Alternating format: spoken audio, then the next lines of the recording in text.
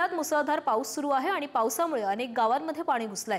अनेक घरांमध्येही पाणी घुसल्याने तेथील नागरिकांना स्थलांतर केलं जात आहे। तर राजापूर आणि रत्नागिरीमध्ये हीच स्थिती आहे आणि रायगडमध्ये देखील मुसळधार पाऊस झाल्याने काही भागातील पाणी अद्याप ओसरलेले नाहीये। पावसामुळे म्हसळा तालुक्यातील ढोरजे नदी पुलावरूनही पाणी वाहत आहे।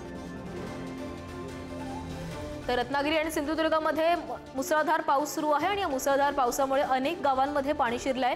अनेकांच्या घरामध्ये पाणी शिरल्याने मोठं नुकसान झालंय। मुसळधार पावसामुळे नदी नाल्यांनाही पूर आलेला आहे आणि याच पुराचं पाणी गावांमध्ये शिरत असल्यामुळे अनेक गावांचा संपर्कही तुटलेला आहे।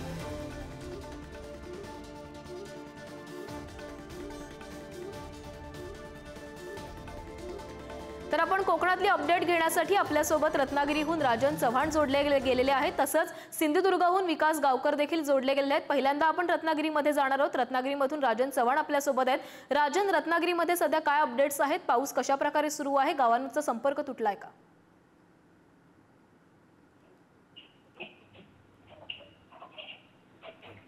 प्राची, सकाळपासूनच पावसाने जोर या ठिकाणी रत्नागिरी जिल्ह्यामध्ये दाखवला। सकाळपासूनच पावसाचा जोर वाढल्यामुळे रत्नागिरीतील सर्व नद्या ह्या इशारा पातळीच्या वर वाहत होत्या। बऱ्याच ठिकाणी मागजनसारख्या परिसरामध्ये पाणी हे बाजारपेठेमध्ये घुसल्यामुळे अधिक नागरिकांना याचा फटका बसला।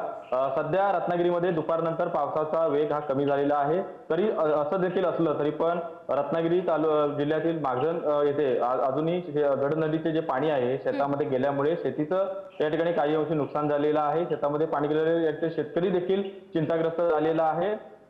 पुढील 2 दिवस मुसळधार पावसाचा इशारा हवामान खात्याने दिलेला आहे। त्यामुळे येथील नागरिक सुद्धा आता चिंतेमध्ये आहेत। हे असं जरी असलं तरी पण रत्नागिरीतील अंजनारी येथे पुलावर देखील पाणी आलेलं आहे। त्यामुळे वाहनधारकांना याचा त्रास होत आहे। रत्नागिरीतील वळवडे येथे पाणी हे नदी शेतीमध्ये घुसल्यामुळे येथील नागरिक देखील त्रस्त झालेले आहेत। आता बऱ्या अंशी रत्नागिरीतील पावसाचा जोर हा कमी झालेला आहे। एकूण पूर्णपणे सरासरीचा विचार करता 1482 मिलीमीटर एवढी पावसाची नोंद रत्नागिरीमध्ये झालेली आहे।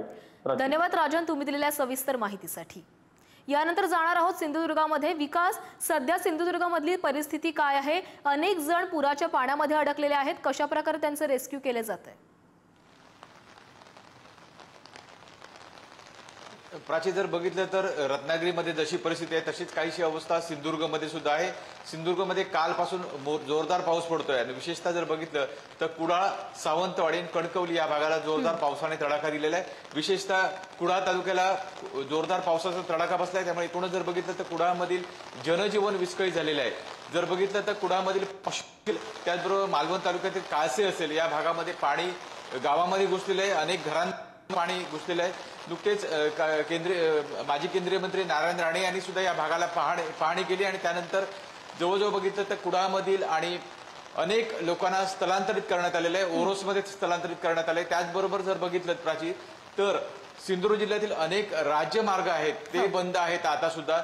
आणि जर बघितलं तर पावसाचा जोर दुपारनंतर जरी कमी झालेला असला तरी अधूनमधून जोरदार पावसाच्या सरी कोसळत आहेत। त्यामुळे पूर आहे तो अजून ओसरलेला नाही।